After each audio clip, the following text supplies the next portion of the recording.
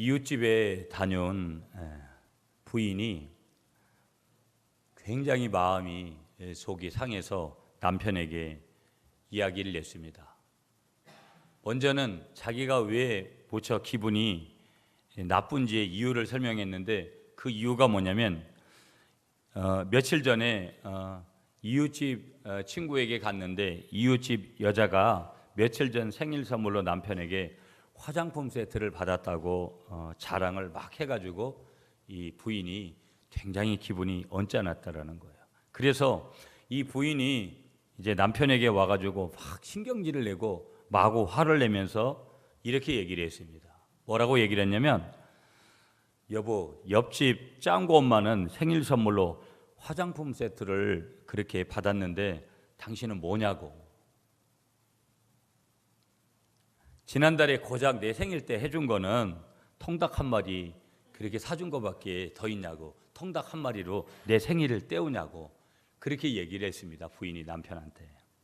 그러니까 남편이 궁지에 몰렸죠. 이 남편이 궁지에 몰려서 이 위기를 어떻게 그렇게 벗어날까 궁리를 하다가 혀를 끄끄 차면서 이렇게 얘기를 했어요. 뭐라고 얘기를 했냐면, 이렇게 혀를 차면서 짱구 엄마는 참으로 불쌍한 여자구만 이렇게 얘기를 했어요.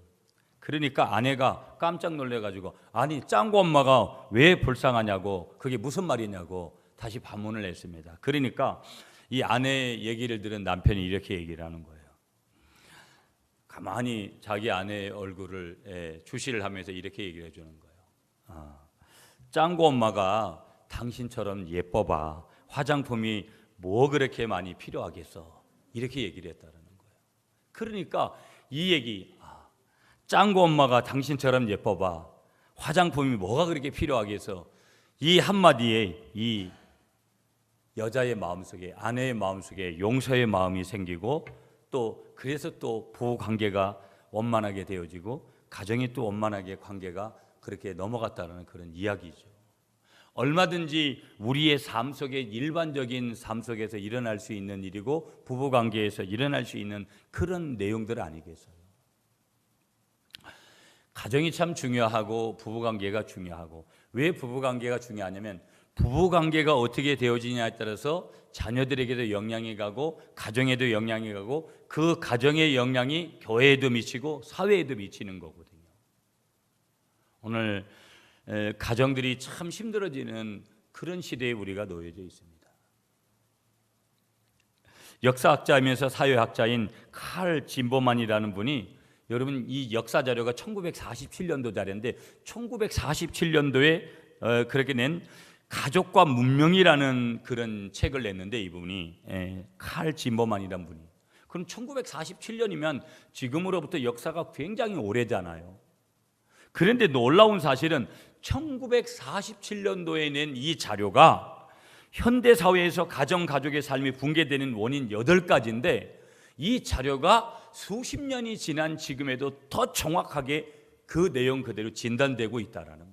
1947년도에 진단한 자료가 2015년도에 정확하게 맞아들더라 이 말이에요. 그러면 1947년도에도 이미 그러한 영향들을 가지고 있었다라는 거. 오늘 우리 사회가 그 8가지 현대 사회의 가정과 가족이 붕괴되는 그런 원인을 8가지로 진단했는데, 첫째는 뭐냐면 결혼의 성스러움이 상실되어졌다라는 거예요. 그러니까 1940년대나 우리가 생각하는 2015년이나 20세기나 21세기나 동일하게 뭐예요? 결혼의 성스러움이 상실되어졌다라는 거예요. 그게 원인이더라는 거예요. 가정이 붕괴되고 가족의 삶이 붕괴되는 첫 번째 원인. 두 번째 원인은 뭐냐? 결혼 예식의 전통적인 의미가 상실되어졌다. 뭐 결혼은 어떤 의미에서는 해도 되고 안 해도 된다는 개념도 많이 있고, 자녀는 낳아도 되고 안 낳아도 된다는 그런 여러 가지 결혼 예식에 대한 전통적인 의미들이 상실되어졌다. 세 번째는 뭐냐? 현대사회 여성운동의 왕성한 활동. 오늘 그렇잖아요. 이미 벌써 1940년대에도 여성들의 지위가 이미 높아지고 있다는 것을, 이미 여러분 우리나라만이 아니라 1940년대 우리나라는 가부장적 사회였기 때문에 아직 여성들의 활동이 많이 자제되어 있지만 여러분 선교가 시작된 이래로 수많은 여성들이 불같이 일어났거든요. 한국 사회에. 그러니까 여러분 외국에서는 더 빨리 그런 현상들이 오지 않았겠어요. 지금이야 뭐 남자들보다도 여성들이 더 여러분 뭐 법관들 뭐 이렇게 보세요. 남자들 퍼센트보다도 여자들 퍼센트가 훨씬 많아요. 공부는 누가 잘하냐면 여자들이 궁뎅이를 오래 의자에 붙이고 그렇게 오래 있는다고 여자들이 보면 이 여자들이 잘하는 거예요. 신학교 가도 여러분 요즘 여자들이 신학교 많이 오잖아요. 여자분들이요. 이 여자분들이 훨씬 더 공부를 잘하는 분들이 많아요. 남자들은 매일 뭐 틈나면 그냥 가서 운동하러 다니고 뭐 이런 거 하는데 여자들은 궁뎅이 붙이고 도서실에서 그리고 강의 들어도 맨 앞에 앉아가지고 그렇게 강의 듣고 여성 활동의 증가. 네 번째는 뭐냐면 부모와 일반적인 권위에 대해서 경멸. 그러니까 부모의 권위에 대해서 인정을 잘 안 하는 거예요. 이게 심각한 거예요. 오늘요 자녀들이 부모의 권위를 인정하지 않는다. 유대인들은 철저히 부모의 권위를 인정한 거예요. 이걸 어려서부터 가르친 거예요. 그러니까 우리는 안 가르쳤기 때문에 문제인 거예요. 우리는 뭐 이렇게 자식들 옛날에 우리 부모님들은 너무 함부로 인격적이지 못해서 문제지만 요즘 부모들은 뭐예요? 자식을 함부로 키우는 거예요. 하나 둘밖에 없으니까. 초벌을 못하면 안 된다 이 말이에요. 그건 사생하라 그랬다 이 말이에요. 성경은 반드시 체벌을 해야 되는 거예요. 사랑하기 때문에. 그러면서 다섯 번째 이유는 뭐냐면 탈선과 청소년들의 탈선과 반항. 청소년 탈선 반항 이게 심각해요. 그러니까 우리는 이 말은 다시 말하면 아버지 부모님에 대한 권위가 상실됐다라는 것은 뭐냐면 오늘 청소년들의 반항, 탈선 이런 게 그만큼 심각해졌다라는 거예요. 그러면서 여섯 번째 원인은 뭐냐면 자기 책임을 거부하는 거예요. 자녀는 자녀로서, 아들은 아들로서, 맏아들은 맏아들로서, 말째는 말째로서, 어머니는 어머니로서, 아버지는 아버지로서의 자기 책임을 우리가 다 해야 되거든요. 할아버지는 할아버지로서, 할머니는 할머니로서. 이게 얼마나 중요한지 몰라요. 그러나 이 자기 책임을 거부하는 거예요. 자식이 자식 노릇을 안 해보세요. 부모가 부모 노릇을 안 해보세요. 이렇다라는 거예요.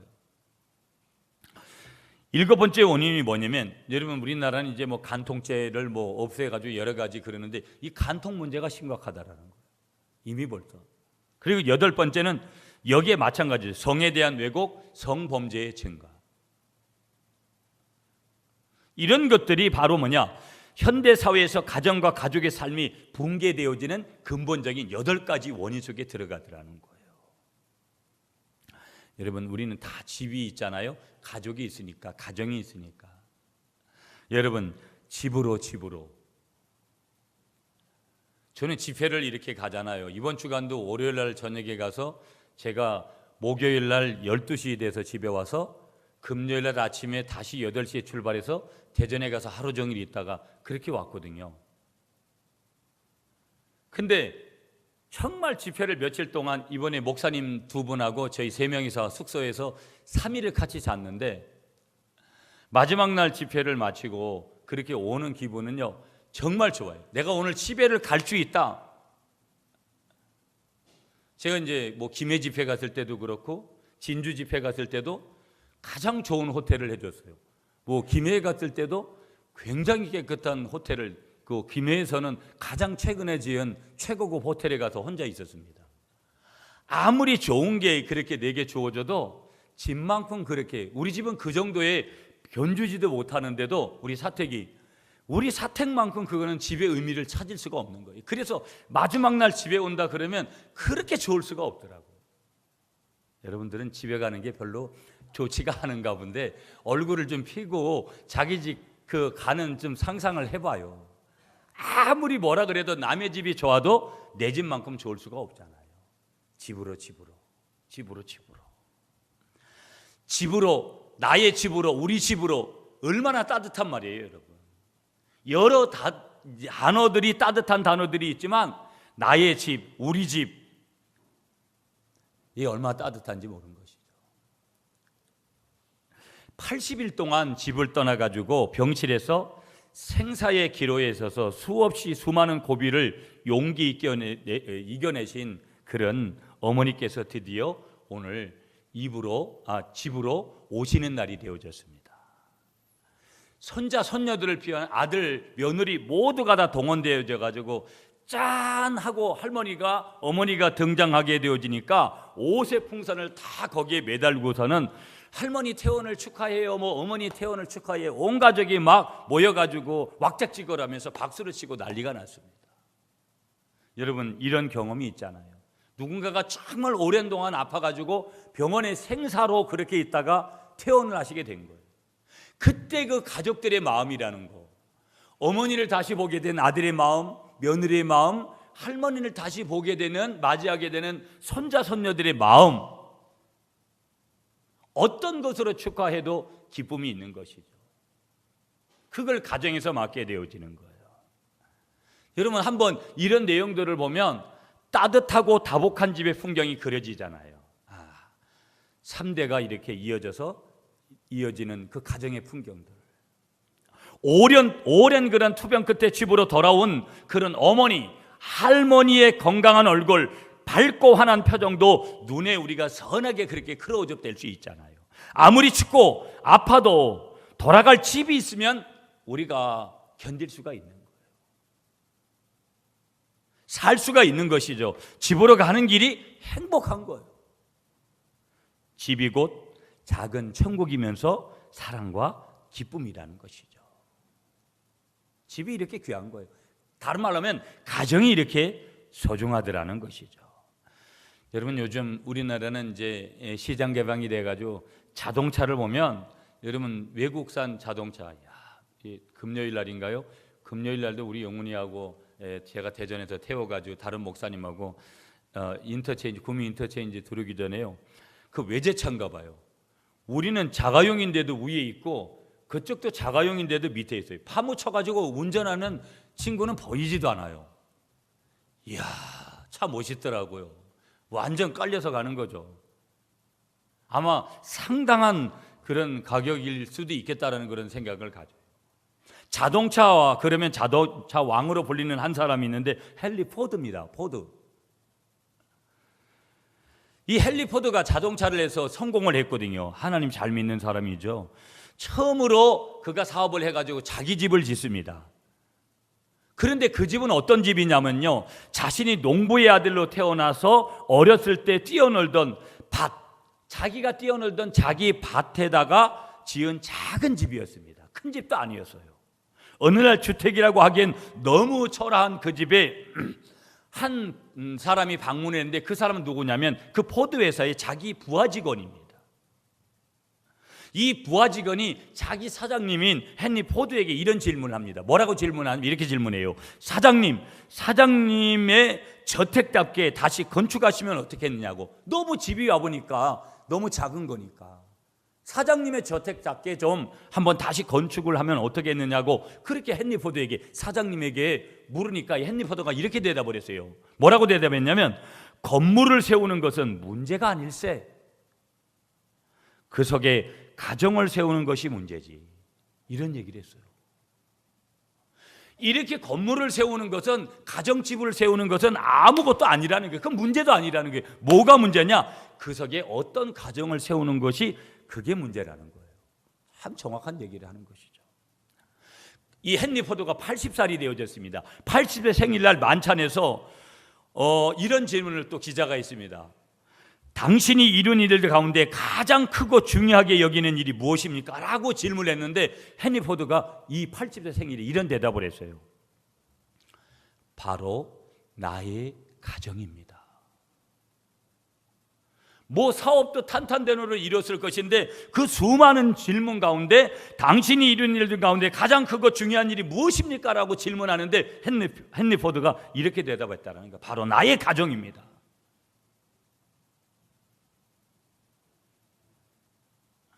여러분 보세요.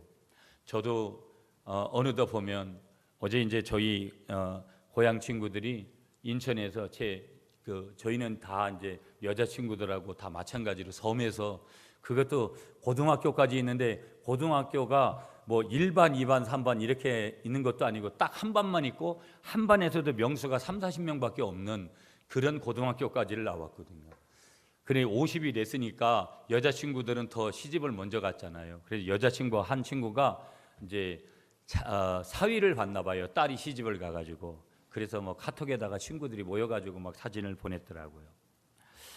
그런데 뒤돌아보면 참 빠르잖아요, 세월이. 그런 속에서도 우리는 늘 우리들에게 소중한 것들이 여러 가지가 있잖아요. 그런데도 보면 빠른 속에서 가정이 소중한데도, 자녀들이 소중한데도 벌써 저희들도 우리 아이들이 많이 이렇게 컸는데, 개척해서 또 교회를 돌보면서 우리 아이들에게 뭐를 이렇게 좀 똑바로 해준 게 있나 볼 때는 뭐 우리 유리도 저렇게 늦둥이들이 있어도 제가 이렇게 많이 안 놀아주거든요. 거의 뭐 이번 어린이날도 저는 유리하고 놀지를 않았습니다. 어떤 때 되게 미안하죠. 여러분들도 다 그런 일들이 있잖아요. 우리 가정들을 좀 뒤돌아보면서 부부관계도 뒤돌아보고 부모 자식 간의 관계도 뒤돌아보고 여러 가지를 뒤돌아보면 바쁜 삶 속에서 가정을 소홀하기가 굉장히 쉬운 거예요. 헨리 포드는 가정을 굉장히 소중하게 여긴 거예요. 이게 어디서 왔냐면 신앙의 뿌리에서 온 거거든요. 헨리 포드에게. 하지만 이 가정을 소홀히 하다 보면 직장뿐만 아니라 나라까지도 안정을 찾을 수 없게 되는 일들이, 가정이 그렇게 중요한 거예요. 여러분, 가정이 건강하면 신앙생활도 건강하거든요. 가정이 건강하면 또 사회생활도 건강하게 할 수 있는 거예요. 여러분, 오늘 사회가 왜 힘들어지는 거예요? 가정이 무너지기 때문에 그런 거예요. 어머니의 권위, 아버지의 권위, 이런 것들이 너무 땅에 떨어져요. 오늘 이 아름다운 가정, 이것은 무엇이라고 말해도 하나님의 선물인 것을 믿으시는 여러분들이 되시길 간절히 축복하겠습니다. 그런데 보세요. 가정은 철저하게 혈연 공동체예요. 피를 나눈 공동체라 이 말이에요. 이유는 피를 나눈 사람들이 얽혀 사는 곳이 가정이기 때문에 혈연 공동체고요.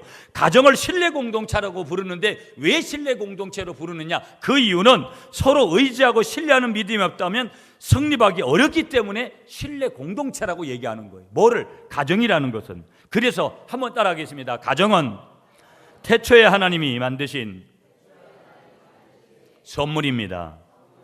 아멘이시죠? 남편인 아담을 만드셨고 그 가정 안에 아내인 하와를 만드셔서 하나님께서 가정을 이루도록 섭리하셨고 그것이 오늘 우리네 가정의 출발이 된 거잖아요. 한 번 더 따라하겠습니다. 가정은 태초에 하나님이 만드셨습니다. 여러분 옛날로 좀 돌아가 봐서요. 여러분 두 가정이 있었습니다. 두 가정. 먼저 첫 번째 가정은 불화한 가정 이야기를 드릴게요. 첫 번째 가정입니다. 이 가정은요. 옛날에 시집을 온 며느리가 솥에다 밥을 하다가 밥을 태웠습니다. 아직도 밥을 잘 못하시는 분들도 계시죠. 요즘은 전기밥솥에다 해결해 주니까 뭐 별반 문제 없지만 장작불에 한가거나 이럴 때 굉장히 불 조절을 잘못하면 다 태우잖아요. 보면 같이 본 며느리가 시집을 나가지고 밥을 하다가 그만 밥을 태운 거예요. 시어머니가 며느리에게 이렇게 얘기합니다. 먼저 밥도 못하냐? 시어머니가 며느리에게 이렇게 구박하니까 며느리가 뭐라 그랬냐면 일부러 그랬냐고 이렇게 대꾸를 했습니다. 어머니 내가 일부러 그랬어요?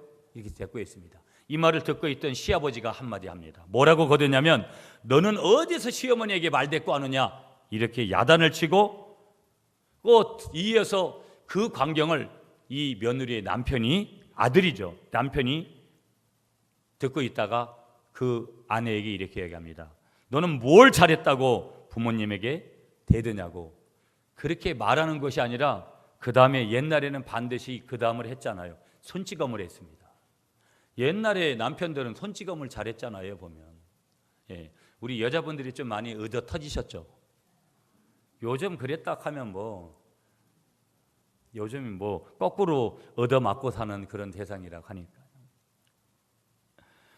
그러자 세댁은 이렇게 대꾸를 하는 거예요. 그래 죽여라 죽여.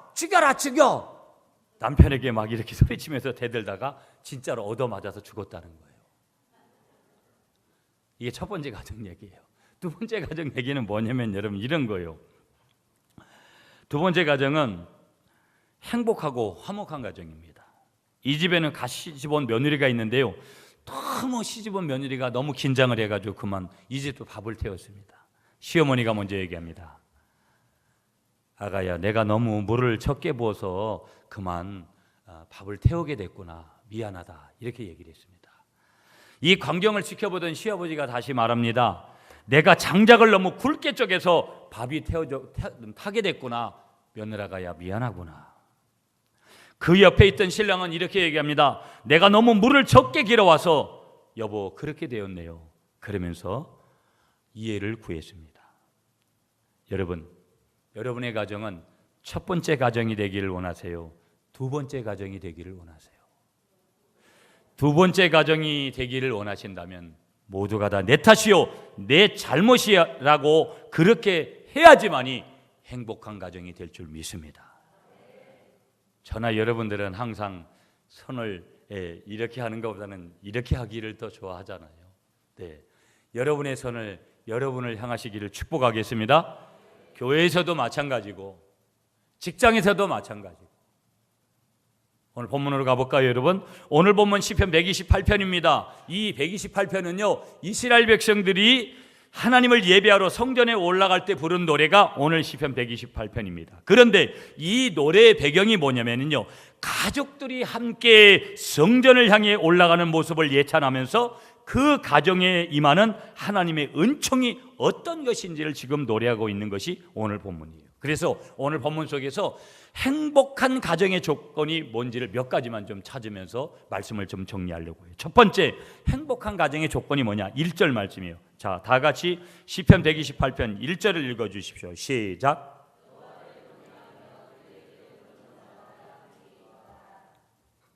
아멘. 여호와를 경외하며 그의 길을 걷는 자마다 복이 있도다. 그러면 한번 따라하겠습니다. 하나님을 경외하는 것이 행복한 가정의 조건입니다. 그러니까 행복한 가정의 첫 번째 조건이 뭐라고요? 하나님을 경외하는 것에서 오는 거예요. 아멘이시죠, 여러분? 그러니까 이 구절은 위에서 말씀드린 대로 절기가 되면 가족들이 함께 손에 손을 마주잡고 성전으로 올라가는 모습을 서로 바라보면서 그렇게 읊은 노래인데요, 가정이 행복하게 되는 첫 번째 비결이 뭐냐? 온 가족이 함께 하나님을 경외하는 것이다. 그러니까 오늘 주일이잖아요. 오늘 주일이 되면 가족이 함께 교회에 나와서 하나님을 예배하고 섬기는 것, 사도행전 10장에 가보면 거기 고넬료라는 사람이 나오는데 고넬료의 가정을 향해서 성경이 이렇게 얘기합니다. 경건하여 온 집으로 더불어 하나님을 경외했다. 사도행전 10장 2절에 경건하여 온 집으로 더불어 하나님을 경외했다. 자기만 하나님을 경외한 것이 아니라 온 집이라는 것은 온 가정, 온전하게 가정이 하나님을 뭐 했냐? 경외했다 이 말이에요. 그러므로 행복의 조건이 많은 사람들은요, 돈에 있고 명예에 있고 뭐 그런 것으로 따져요. 그것이 잘못됐다는 얘기 아니에요. 그것만 가지고 행복하다면 왜 연예인들이, 돈 많은 사람들이 왜 자살을 해요?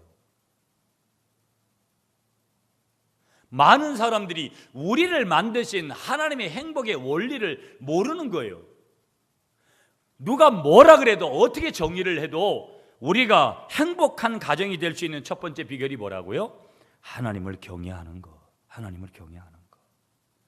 이 주일의 개념은 얼마나 중요한지 몰라요. 주일날 여러분 온 식구가 나와서 함께 예배를 드리는 것이 얼마나 중요한지 모른다 이 말이에요. 저희는 목회자의 가정이지만 그래도 우리 가정은 가장 행복한 가정이다. 저는 감히 그렇게 말할 수 있습니다. 왜 그러냐면 우리 중건이도 대구에서 이렇게 오고 여러 가지 하잖아요. 다 우리 집사님 가정도 그런데 여러분 우리 아이들도 주말이면 이렇게 집에 오는 것들이 쉽지 않잖아요. 그래도 같이 와서 함께 교회를 섬기고 예배하고 또 들어가는 매주간의 그런 삶, 주일을 지키는 삶, 이건 굉장히 중요한 거예요. 여러분이 적어도 주일이 되면 여러분의 자녀들하고 함께 예배를 드리는 건 얼마나 중요한지 몰라요. 아무리 여러분의 자식이 공부를 잘하고 아무리 여러분의 자식이 대단한 것 같아도 여러분의 자식들이 하나님을 예배하지 못하고 하나님과 함께 더불어 살아가는 법을 모른다면 아무런 의미가 없어요. 우리 인생은 언제 끝날지 모르는 인생이에요. 그 인생에서 하나님을 경외하는 법을 중심에 세우고 그 다음에 세워가야지 다른 것들이 복된 것이지 그러므로 제가 늘 강조하지만 여러분들이 주일이면 항상 자녀들하고 함께 예배를, 주일 낮 예배에 포커스, 여러분이 아동부 아이들, 중고등부 아이들 다 학생 예배 드리고 하죠. 그렇지만 이 11시 예배에 적어도 오후 2시 예배나 이 예배 때도 부모님들하고 예배 드리는 아이들이 굉장히 많습니다. 여러분 교회들 다녀보면. 그러나 그런 아이들은 적어도 기본이라는 걸 가지고 살아간다 이 말이에요. 그래서 자녀들과 함께 우리가 예배를 드리는 거 얼마나 중요한지 몰라요. 항상 하나님을 경외토록 만드는 거, 그게 뭐라는 거예요? 행복한 종교. 내가 그 자녀에게 돈 10만 원, 돈 100만 원 주는 것보다도 월등하게 그에게 그의 삶을 이롭게 하는 방법이 거기에 있는 거예요. 하나님을 경외하는 것이 뭐라고요? 행복의 조건이라는 것을 믿으시는 여러분들이 되시기를 축복하겠습니다. 여러분, 미국이요 1950년대의 가정들은 다 이런 가정들이었습니다. 주일이면 정장을 하고 한 가족이 함께 차를 타고 교회로 모였습니다. 그런데 1950년대 보면 미국은 전 세계에 선교사를 가장 많이 파송하는 그런 국가였습니다. 역사가 흘러서 1960년대로 흘러서 여러분 공화당 정권을 물리치고 민주당 후보였던 존 F 케네디라는 대통령, 암살당한 대통령이 아이젠하워의 뒤를 이어서 대통령이 되어졌습니다. 그런데 그 당시까지는 이 공화당은 보수 정당이었는데 이 민주당은 진보적인 성향을 띤 정당이었다라는 거예요. 대통령이 된 존 F 케네디 대통령이요 크리스찬이었죠. 그런데 그는 전통적으로 실시해오던 공립학교에서 기도와 성경 과목을 자유라 명목으로 바꾸고 그렇게 여러 가지로 전통적으로 그 학교 안에서 성경 공부하는 것들을 밀어낸 거예요. 그때부터 미국이 비틀거리기 시작하고 지금도 미국을 기독교 국가라고, 여러분 미국의 토네이도 한번 물어보세요. 하나님이 왜 저런 토네이도나 이런 것들을 갖다 놓는지 제가 이해를 어떤 때는 알 것 같아요. 그렇게 해도 하나님을 안 찾는데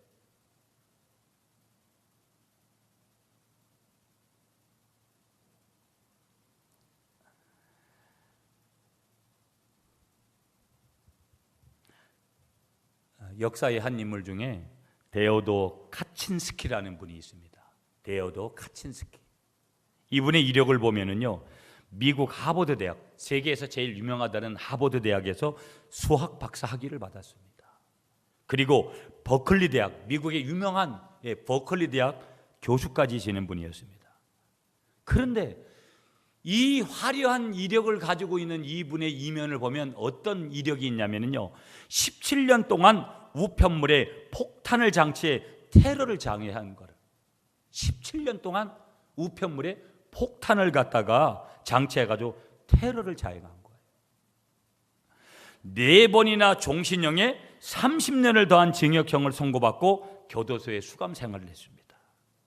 하버드 대학 수학 박사, 버클리 대학 교수. 그러나 하나님을 경외하는 신앙이 없다 보니까, 하나님을 경외하는 신앙이 없으니까 아무데나 폭탄을 배달해 사람을 죽이는 그런 사람이 된 거예요.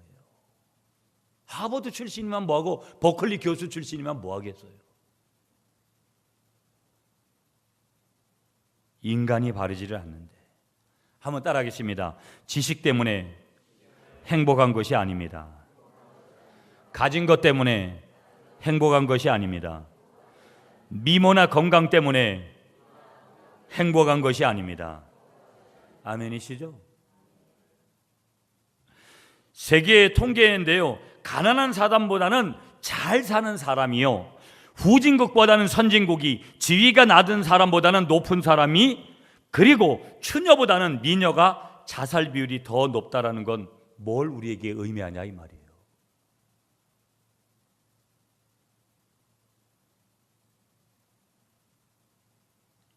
한번 따라하겠습니다. 하나님을 함께 섬기는 가정이 가장 복이 있습니다. 아멘이시죠? 그러니까 우리 인생은 누구에게든지 해당되는 거예요. 하나님을 경외하는 이 기본 뿌리를 가지고 그 다음에 내가 사업을 하든 돈을 많이 벌든 뭘 하든, 그래야 그 돈들을 어떻게 써야 되는지를 알고, 우리 아이들 신앙 안에 키우지 않으면 여러분 미래가 없습니다. 세상이 어떻게 될 것 같아요? 그건 안 봐도 우리는 다 짐작할 수 있습니다. 하나님이 없다라고 말하고 있는 이 시대에 하나님보다도 더 좋게 느껴지는 것들이 많은 이 시대. 누가 뭐라 그래도 성경이 말하는 가정의 행복의 조건은 첫 번째 뭐냐? 하나님을 경외하는 거다. 아멘이시죠? 두 번째 행복의 조건을 여러분 2절에서 말씀하세요. 2절 말씀 같이 읽어주세요. 여러분이 시작.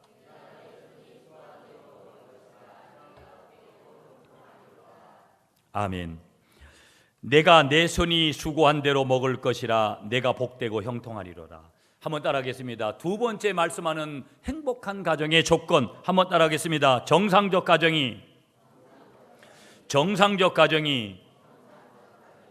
행복합니다. 여러분, 오늘 2절 말씀의 뜻은 뭐냐면 정당한 노동의 대가로 먹고 사는 가정이 복이 있다라는 거예요. 여러분, 로또 복권 사시죠?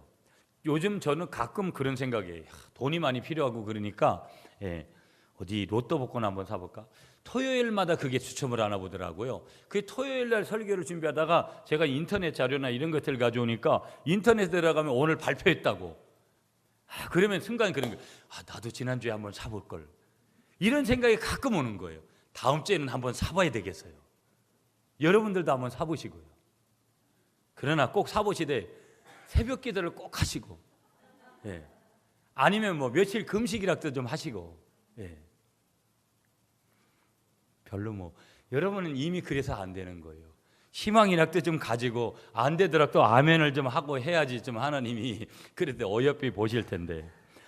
여하튼 정당한 노동을 가지고 우리가 살아가는 거, 요행을 바라는 것은 성경적이지 않아요. 한번 따라하겠습니다. 성경은 심은 대로 거둔다. 사도 바울은요, 일하기 싫거든 먹지도 말아라. 데살로니가후서 3장 10절에 그렇게 고백을 해요. 그러니까 성경은 정당하게 땀을 흘리는 것을 말씀하고 있지 비정상적인 것으로 우리가 행하는 것들은 잘못된 거예요. 요행수를 바르면 안 돼요. 기독교는 더더욱이나 십자가를 져야지만이, 십자가를 지더라도 우리에게 그런 일이 있을 수도 있고 없을 수도 있다라는 것을 말씀하고 있는 거예요. 정상적으로 일하는 거. 여러분, 다이아몬드 그러면은요, 다이아몬드 그러면은 남아프리카 공화국이에요. 아프리카의 제일 밑에 있는 나라. 이 남아프리카 공화국이 다이아몬드 생산지로 굉장히 유명한데요. 이 다이아몬드는 워낙 고가의 보석이기 때문에 그거를 캐는 광부들, 이런 사람들을 갖다가 일일이 다 일이 끝나잖아요. 그러면 엑스레이를 동원해 가지고 사람을 투시해 가지고 혹시 훔쳐가지는 않는지 여러분 이렇게 한다라는 거예요. 그러니까 어떤 사람들은 이 다이아몬드를 갖다가 입안에다 삼켜 가지고 뱃속에 넣어 가지고도 그렇게 가져간다라는 거예요. 워낙 고가니까. 그러면 어떤 경우에는 비둘기 다리에다가 다이아몬드 원석을 묶어가지고 비둘기 다리에다가 비둘기를 날려가지고 집으로 보내는 그런 신종 도둑 방법들도 나타났다라는 거예요. 그러니까 몸살을 앓는 거죠. 그냥 어떻게 하면 이 다이아몬드를 밖으로 유출시킬까 그런 생각뿐이니까.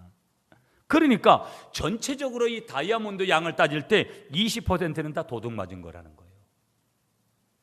아무리 감시를 하고 그래도 여러분, 도둑질한 다이아몬드로 먹고 살고 자신의 자녀들을 공부시켰다. 그게 과연 얼마나 정당성을 확보할 수 있겠어요? 오늘 우리 사회가 투명하지 못해요. 투명하지 못한 돈으로 먹고 살아가는 그런 모든 것들이 얼마나 자유스럽겠어요? 내가 좀 부족해도 정정당당하게 우리가 땀 흘려서 버는 것, 정상적이라는 것, 오늘 비정상적인 가정 안에서는 절대 행복한 조건이 될 수 없다라는 거. 여러분의 가정이 돈은 좀 없어도, 여러분의 가정이 지식은 좀 모자란 면이 있다 할지라도 정상적인 건강한 가정을 이루셨다면 행복의 조건이 된다는 것 믿으시고 나아가시는 여러분들이 되시길 간절히 축복하겠습니다. 세 번째 행복의 조건 3절이에요. 3절 말씀 같이 읽겠습니다. 시작. 내 집 안방에 있는 내 아내는 결실한 포도나무 같으며 내 식탁에 둘러앉은 자식들은 어린 감람나무 같으리로다. 아멘. 한번 따라하겠습니다. 내 실이 평안해야 행복합니다. 그러니까 여기서 3절에 말씀하고 있는 내용은, 여기서 말하는 내실은 가정 혹은 안방을 얘기하는 거예요. 안방은 누가 계세요? 안방은 부모님이 계신 거예요. 식탁 주위에 있는 것은 누구예요? 바로 자녀들이죠. 그러니까 자녀도 내실이 있고 부부도 내실이 있고 부모도 내실이 있고, 그러면 뭐예요? 결국은 그것이 가정이 행복하게 되는 조건이 되리라는 거예요. 심리학자들은 이런 얘기를 해요. 고독이란 인스턴트 식품보다 더 해로운 반면 사랑은 생명을 구할 수 있다. 고독이란 인스턴트 식품보다 더 해로운 반면 사랑은 생명을 구할 수 있다. 그러니까 예를 들자면 이런 거예요. 친구나 가족이나 배우자, 애완동물 등에 대한 애착이 약한 사람은요, 애착이 강한 사람보다 사망률이 2배에서 5배 정도 높다라는 거예요. 평소에 외로움을 느끼고 사는 여성들은 유방암이나 난소암이나 자궁암 등으로 사망하는 비율이 3.5배나 높다라는 거예요. 남자의 경우에 아내의 사랑을 받지 못하고 사는 사람들은 5년 내에 협심증에 걸리는 비율이 50%나 높다고 하는 거예요. 아내들이요, 남편들을 사랑해 주십시오. 아멘이십니까?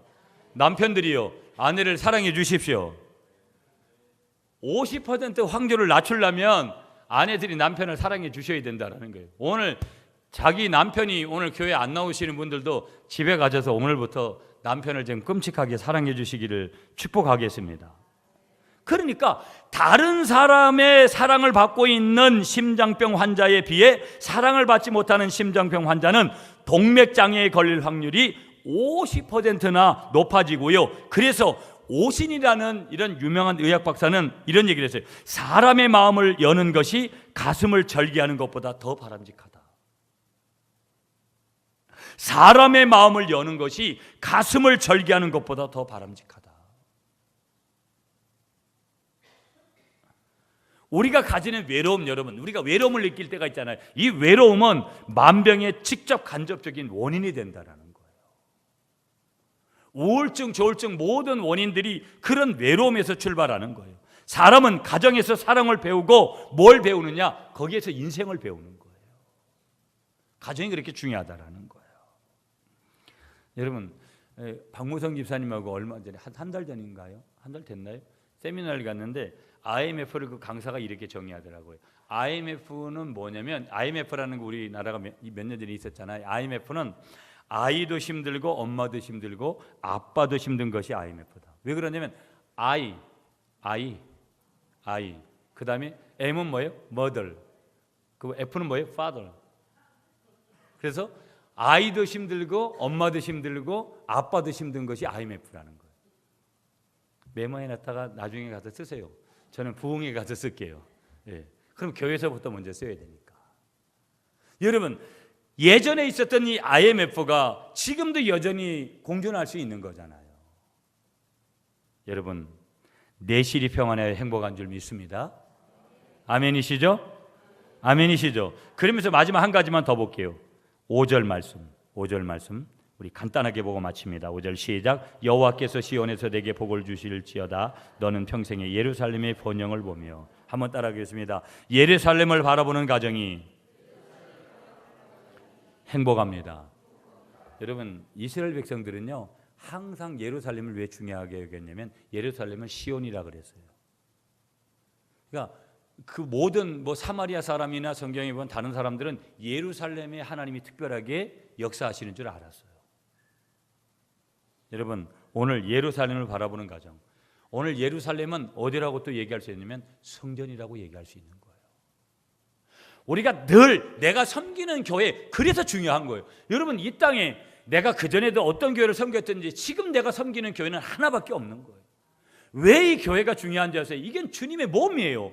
성전, 우리가 예배당이라 그러지만 정확하게는 성전이라는 개념은 아니어도 우리가 이 교회를 성전의 개념으로 바라보는 거, 그래서 여러분 저녁에도 와서 기도하고 새벽에도 나오고 예배에도 나오고 하는 것, 수많은 교회들이 지금 예배를 드리고 있는데 그 속에서도 내가 온 교회는 우리 구미 갈릴리 교회예요. 이스라엘 백성들에게 예루살렘은 특별한 곳이에요. 그러므로 여러분, 늘 여러분의 자녀들과 여러분의 가족들과 함께 더불어 성전 중심에서 늘 성전을 귀하게 여기고 우리 구미 갈릴리 교회를 소중하게 여기면서 여러분이 나아갈 때 여러분의 가정의 행복이 이 구미 갈릴리 교회를 통해서 하나님께서 주실 줄 믿습니다. 말씀을 이제 맺을게요.